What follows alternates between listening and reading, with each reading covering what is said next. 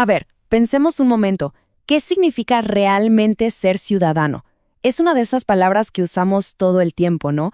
Pero la verdad es que detrás de esa simple palabra se esconde una historia enorme, una de poder, de luchas y también de exclusión. Hoy vamos a desarmar este concepto de ciudadanía para descubrir por qué es mucho más complejo de lo que parece.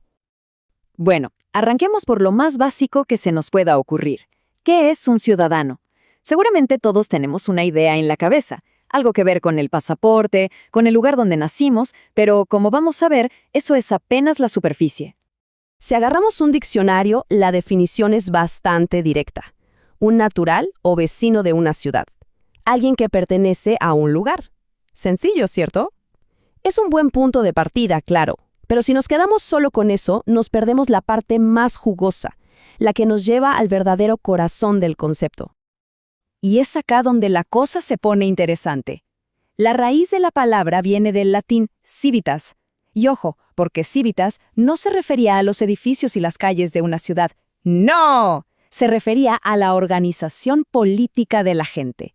De repente, ser ciudadano ya no es solo vivir en un sitio, es ser parte activa de una comunidad política, con derechos y también con responsabilidades. Y claro, esta idea tan potente de la ciudadanía como un acuerdo político nos lleva de cabeza a una pregunta un poco incómoda, la verdad.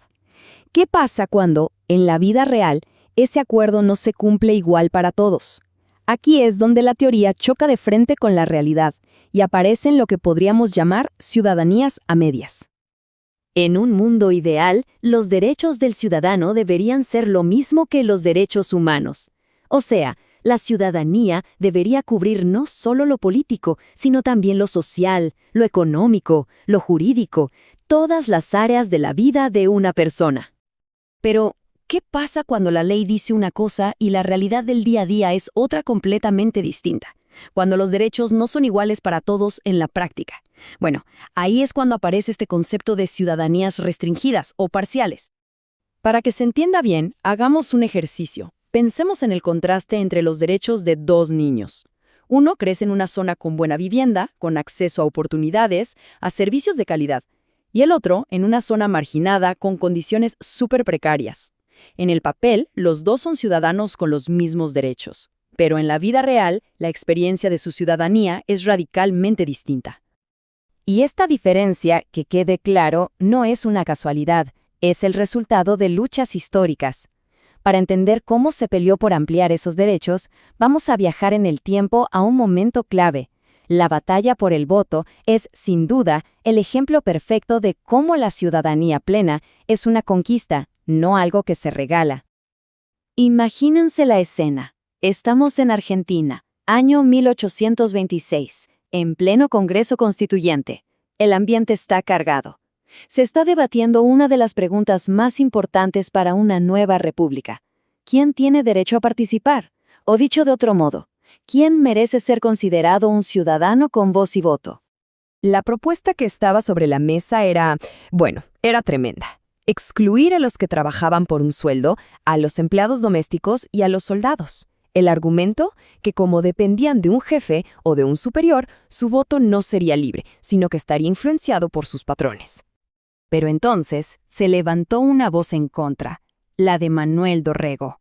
Y su argumento fue demoledor. Dijo que si aprobaban esa exclusión, lo que estarían creando no era una república de iguales, sino, y lo cito, una aristocracia, la más terrible, la aristocracia del dinero. Y Dorrego no se quedó ahí, fue más allá, y dijo que si de influencia se trataba, los ricos y la gente de negocios eran mucho más dependientes del poder de turno y de los grandes intereses económicos. Y lanzó esta frase lapidaria. Y en ese caso, hablemos claro, el que formaría la elección sería el banco. Les estaba mostrando toda la hipocresía del argumento. A pesar de la fuerza de sus palabras, ¿saben qué pasó? Dorrego perdió ese debate. Pero, como nos muestra esta línea de tiempo, la lucha no se detuvo ahí, ni de cerca.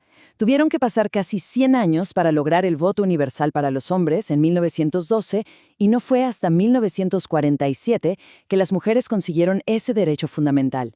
Esto nos demuestra que la ciudadanía es una construcción, una pelea constante que se extiende por generaciones. Todo este conflicto histórico sobre quién puede votar saca a la luz una distinción que es fundamental y que sigue súper vigente hoy, la diferencia entre ser un súbdito pasivo y un ciudadano activo. Y créanme, no son para nada lo mismo. Entonces, para que quede súper claro, el ciudadano participa, tiene y ejerce sus derechos y ayuda a crear las leyes. Por otro lado, el súbdito simplemente obedece, no tiene plenos derechos y se somete a la autoridad. Es la diferencia entre tener poder de acción y simplemente acatar órdenes. Y esta división entre ciudadanos y súbditos dentro de un mismo país no pasa por arte de magia. Ocurre cuando no hay políticas públicas serias o la voluntad política necesaria para que la ley se cumpla para todos por igual. No alcanza con que un derecho esté escrito en un papel.